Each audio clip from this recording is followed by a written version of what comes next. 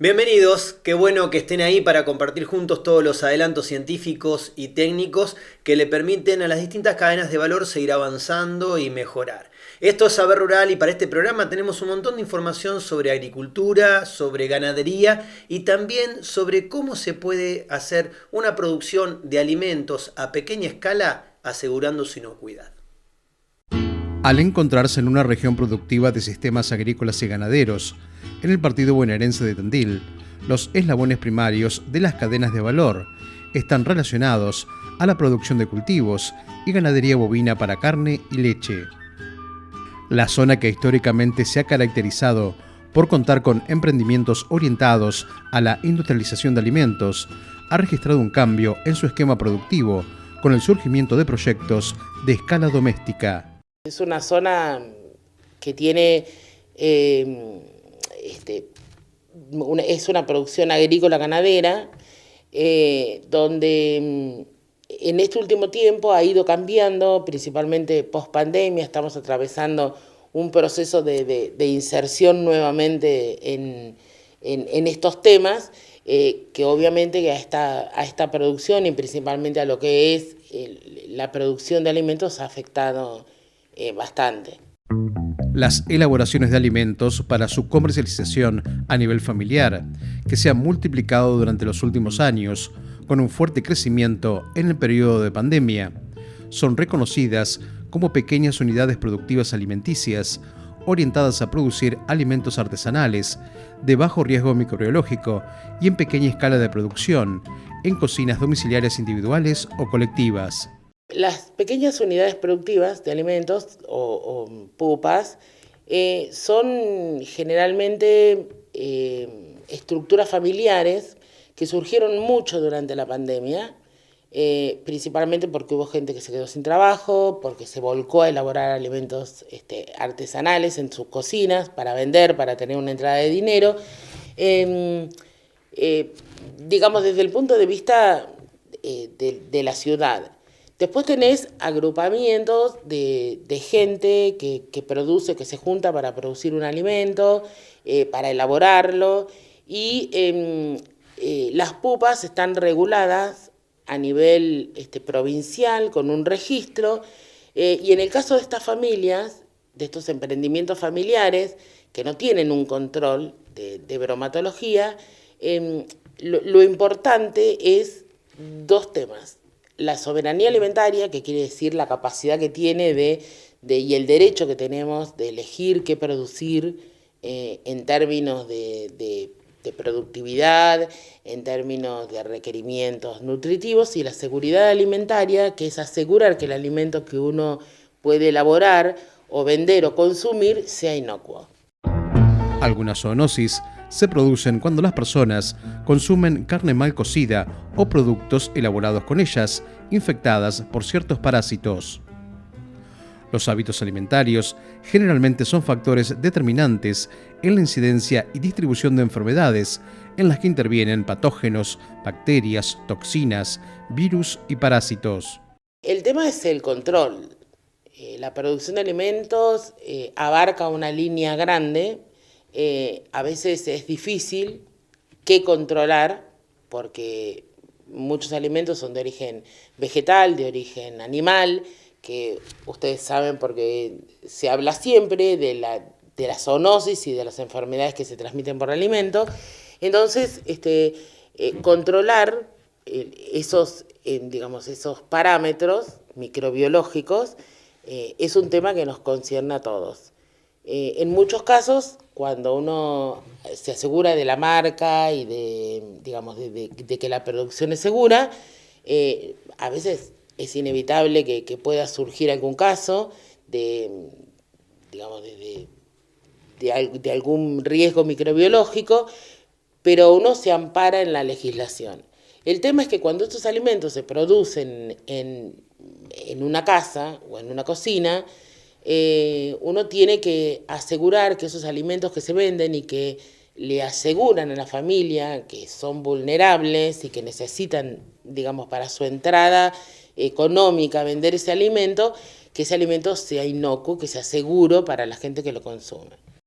La seguridad alimentaria en Tandil es una premisa abordada por la UNICEN mediante un programa de diagnóstico, monitoreo microbiológico y capacitación a emprendimientos familiares dedicados a la elaboración de alimentos, con el fin de prevenir enfermedades de transmisión alimentaria. Es un proyecto de soberanía y seguridad alimentaria que es un proyecto de acompañamiento a las pupas. Se hizo en forma interdisciplinaria, no solamente con los investigadores de la universidad, digamos con los investigadores de mi laboratorio, que son de CONICET, que son de SIC, que pertenecen al CIBETAN, sino también con las Secretarías de Extensión de la Facultad de Ciencias Humanas, la Secretaría de Extensión de nuestra Facultad de Veterinaria, la Secretaría de Extensión de la Universidad, con el Programa de Economía Social y Solidaria y el Programa Consuma Dignidad, el Ministerio de Asuntos Agrarios de la provincia, que está haciendo un gran trabajo con pupas y cuyo responsable es el doctor Jorge Taylor, y bromatología del municipio. Nos presentamos a la convocatoria Argentina contra el Hambre, ganamos el subsidio y la idea era un poco esto, tratar de acompañar a las familias, hacer un relevamiento de cuántos emprendimientos había en Tandil. Había cerca de 90 pupas, nosotros dijimos que íbamos a trabajar con 30 en la parte microbiológica. Con la Facultad de Ciencias Humanas estamos haciendo un relevamiento social y económico y nosotros nos encargamos de la parte microbiológica. Durante la pandemia creció muchísimo el número de pupas. Hicimos una georreferenciación para ver dónde estaban ubicadas.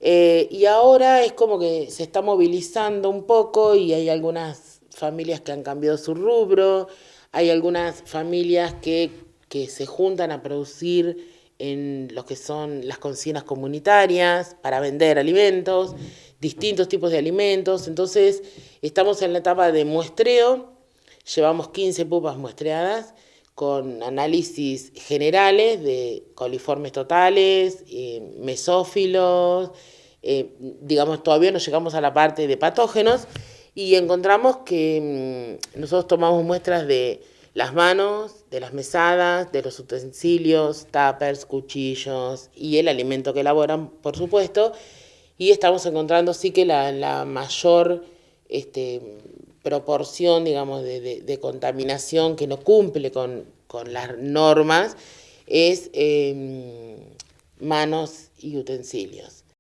El proyecto de la Facultad de Veterinarias de la UNICEN procura replicarse mediante un plan de elaboración de manufacturas en otras regiones y municipios de la provincia, a partir de la detección microbiológica tanto de bacterias indicadoras de contaminación como la detección de patógenos y de factores de riesgo. Asimismo, además de la capacitación de los integrantes de las pupas, se elaborará un manual de buenas prácticas. Nosotros hacemos un acompañamiento, les devolvemos un informe, les decimos cómo modificar lo que están haciendo mal. Estamos trabajando con gente de Santa Fe con el doctor Marcelo Signorini para hacer la parte de análisis de riesgo y poder hacer un manual que se pueda replicar en otros municipios teniendo en cuenta qué es lo que encontramos.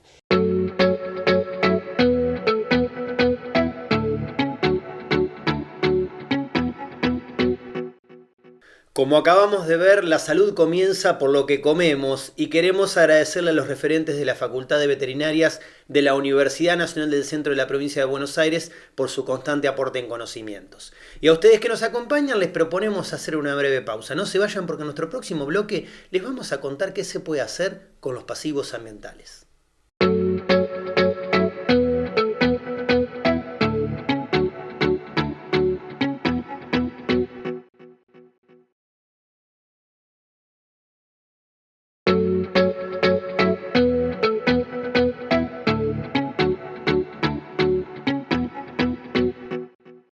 En la producción agropecuaria, algunos sectores están orientados a producir de manera sustentable. Y en este segmento de Saber Rural les contamos de qué manera. En las últimas décadas se ha dado un proceso de intensificación productiva en el que la ganadería y la agricultura han profundizado en su intervención sobre el medio ambiente, afectando al suelo y a los recursos hídricos, tanto superficiales como subterráneos. En este proceso, que afecta a la sustentabilidad ambiental, el sector productivo, y en particular el primario, es generador de desechos de un alto impacto sobre el medio ambiente. En particular, todo lo que está relacionado con producciones animales concentradas, ¿no? Que son las que más impactan en cuanto a la acumulación de residuos. Tenemos todo lo que es el procesamiento de estiércoles y purines, que los vemos más bien como semisólidos que van saliendo de salas de crianza o parideras, que suelen surgir de los sistemas de drenaje de los corrales de feedlot. Entonces, básicamente, se tienen que promover técnicas de tratamiento de esos estiércoles, que muchas veces pasan por sistemas de compostaje, y de los purines, que ya llevan quizás a maniobras más ingenieriles del tipo de la generación de lagunas de decantación y de tratamiento. Frente a la intervención sobre el medio ambiente de la producción agropecuaria, algunos sectores están impulsando proyectos orientados a construir un modelo productivo sustentable en términos ambientales y económicos a partir de la generación de biogás. La biodigestión es un proceso anaeróbico en el cual el objetivo final es poder producir gas metano.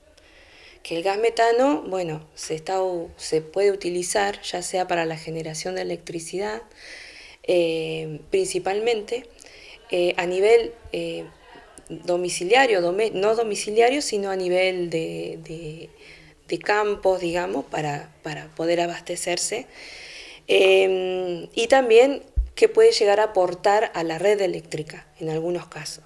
Nosotros venimos trabajando a través de un PEIDIT con otro grupo, por ejemplo, un PEIDIT tenemos con la bioeléctrica de Alvear, por ejemplo, donde ellos generan biometano justamente para abastecer la red eléctrica de Alvear. Bueno, nosotros estamos involucrados desde la microbiología, principalmente, una es el aporte de silajes, en este caso de cañas, de arundo, que van a ser utilizadas luego para la biodigestión. Y también asesoramos un poco sobre el proyecto, ¿no? sobre lo que es todo el sistema de biodigestión. Las bacterias metanogénicas son un grupo especializado de bacterias anaerobias que descomponen la materia orgánica y forman metano, un combustible que se genera en medios naturales o en biodigestores, producto de las reacciones de biodegradación de la materia. Hay procesos como son anaeróbicos, microorganismos anaeróbicos, hay procesos de fermentación principalmente y de metanogénesis, que es el proceso final, digamos, actúan las metanogénicas al final del proceso, ¿sí? Primeramente se necesita alimentar esos biodigestores con concentraciones de carbono y de nitrógenos apropiadas, justamente para que las bacterias empiecen a degradar ese carbono y empiecen a obtenerse dióxido de carbono, que es en realidad el sustrato que van a utilizar las bacterias metanogénicas para producir el metano. En los sistemas de producción intensiva en feedlot, uno de los aspectos con implicancia ambiental es el destino de los efluentes líquidos y sólidos. Diferentes factores influyen en las características químicas del compost de corral y debido a su composición es posible su reconversión en activo ambiental con su empleo en los biodigestores. Principalmente son purines de cerdo, también se está utilizando mucho residuo de feedlot y bueno, en algunos casos también la parte avícola, la cama avícola también se utiliza para alimentar esos biodigestores. Pero siempre tiene que ir en equilibrio con algún silaje se usa mucho silaje de maíz, pero por un tema de costo es como que se está tratando de reemplazar por otra materia orgánica. Por eso se busca otras alternativas. Pero tiene que haber, digamos, un equilibrio entre todo lo que tiene que ver con los residuos pecuarios a nivel estiércoles, y lo que se le agrega a nivel materia orgánica por algún cultivo o demás. Fibra, ¿no? Carbono. Los principales problemas ambientales generados por la producción agropecuaria moderna están asociados a la degradación del suelo, la contaminación del ambiente y la pérdida de biodiversidad. Frente a esa realidad, desde la Facultad de Agronomía de la UNICEN, se impulsan trabajos de valoración del compost generado en los sistemas productivos. Ahora estamos por presentarnos a un proyecto, a un PIO, para empezar a trabajar no solamente biodigestión, sino biodigestión y compostaje. Compostaje principalmente de aquellos productos de desecho que salen del biodigestor, ¿sí? Lo que le llamamos biosoles, ¿sí?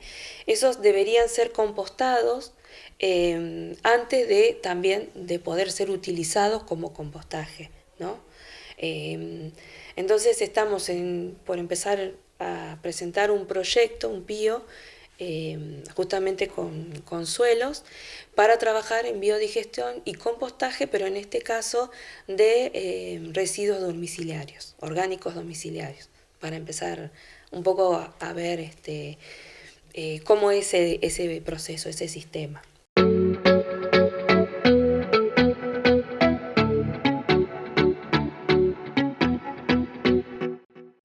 Les proponemos ahora hacer una breve pausa. No se vayan, que enseguida volvemos con mucho más Saber Rural.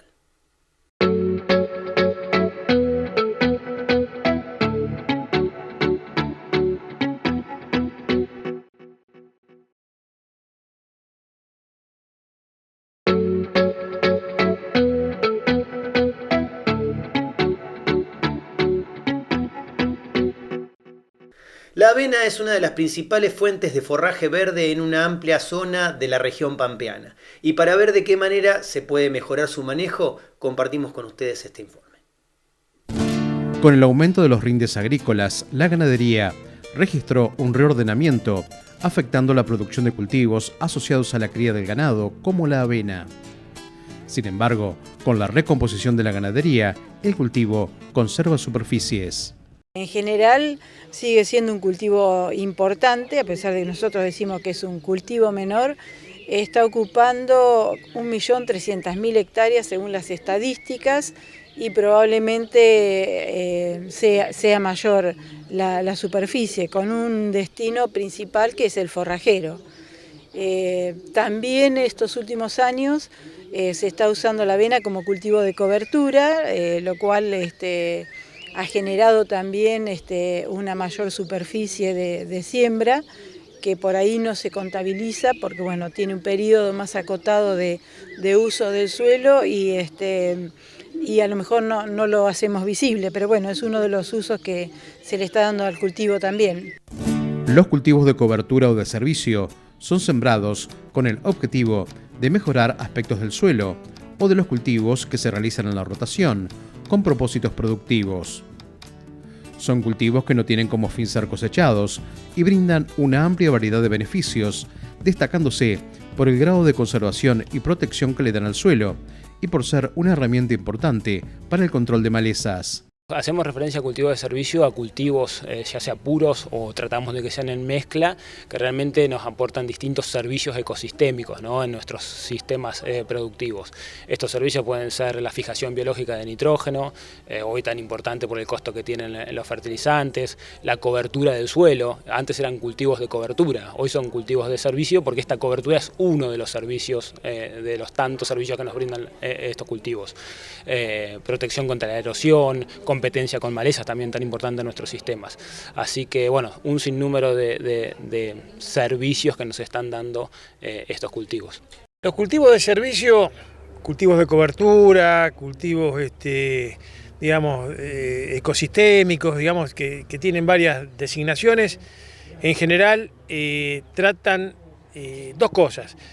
Por un lado son incluidos en la rotación de renta, dentro de los cultivos de renta que hace el productor, son incluidos, digamos, en un principio para mitigar algún problema. Es decir, tratar de reducir algún efecto negativo que tienen los cultivos de renta sobre los recursos naturales, sea el suelo, el agua, ¿no es cierto? Pero también pueden ser incluidos sin necesidad digamos, de mitigar o de resolver ningún problema, como una oportunidad. Una oportunidad, digamos, por ejemplo, te doy un ejemplo, de fijarse parte del nitrógeno del aire a través de una leguminosa y no tener que comprar fertilizante, por ejemplo, o reducir el uso de herbicidas, digamos, mitigando el efecto de las malezas, por ejemplo, ¿no? Es decir, oportunidades que en ese caso no estamos de alguna manera modificando, digamos, un aspecto negativo, como puede ser una compactación, como puede ser, digamos, la erosión o algún proceso, digamos, que le preocupa al productor y que ya es visible, sino estamos buscando una oportunidad. Se usa, digamos, entre dos cultivos para proteger el suelo, ese sería el fin principal, digamos. Hay otros cereales que se usan con ese fin también. Bueno, hay algunos atributos que hacen que por ahí la avena sea considerada como mejor, o por ahí el centeno para otros productores cumpla mejor ese rol, pero es uno de los usos que se le está dando al cultivo. Por ser una gramínea también es importante porque bueno, aporta un buen balance de carbono y nitrógeno al suelo, tiene una masa de raíces importante, entonces bueno, desde el punto de vista de la salud del suelo, por ahí nosotros creemos que cumple un rol importante también. Como parte de las investigaciones y ensayos, desde la Estación Experimental Barrow del INTA, se están probando avenas con doble propósito. Los que son con una aptitud granífera, además de tener un mayor rendimiento de grano, tienen una mejor calidad de grano. Eso está dado por un peso hectolítrico alto, que es lo que requiere la industria, y después otros aspectos como el contenido de proteína, la facilidad de pelado. Por ahí buscamos materiales que no tengan arista, que bueno, eso complicaría un poco el tema del procesamiento, pero bueno, básicamente es eso, y en todos los casos ponemos énfasis en el aspecto sanitario. Al implantar avena, existen factores que condicionan los resultados. Para lograr la eficiencia, es importante contemplar los cultivos antecesores, la preparación del lote, las malezas existentes y la operación de siembra. Hay una serie de cosas básicas y muy sencillas para cumplir que hacen que por ahí una siembra se optimice y el productor pueda lograr mejores resultados. La avena es un cultivo que tiene dos momentos de siembra. Si es para forraje, se siembra temprano, desde fin del verano a principios del otoño. Si es para cosechar grano, se hace desde fin del otoño a principios del invierno, digamos. Un aspecto muy importante es la fecha de siembra. Depende de cuál sea el objetivo de uso, digamos, si uno comienza temprano a sembrar para un verdeo, hay diferencias entre los cultivares en cuanto a cuándo van a estar ofreciendo el forraje. Nosotros hacemos hincapié en la fecha de siembra, en escalonar los momentos de siembra para poder tener un mayor aprovechamiento de ese verdeo, digamos. Y en el caso de las siembras para grano, lo mismo.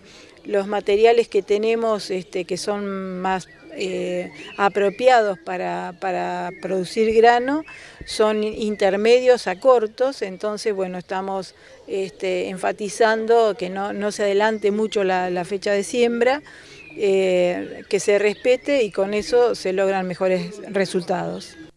Un aspecto importante del uso de la avena en las rotaciones es la posibilidad que brinda de alternarse con otros cultivos, brindando servicio forrajero, por lo que los trabajos del INTA contemplan materiales con altos rebrotes y comportamiento como granífera. Si bien da pasto, es sensible a frío, entonces bueno, ese es uno de los condicionantes que tiene para usar como verdeo. La sanidad también es muy importante y bueno, que tenga capacidad de recomponerse, digamos, después de 2, 3, 4 aprovechamientos, que es lo que se puede hacer acá en la zona.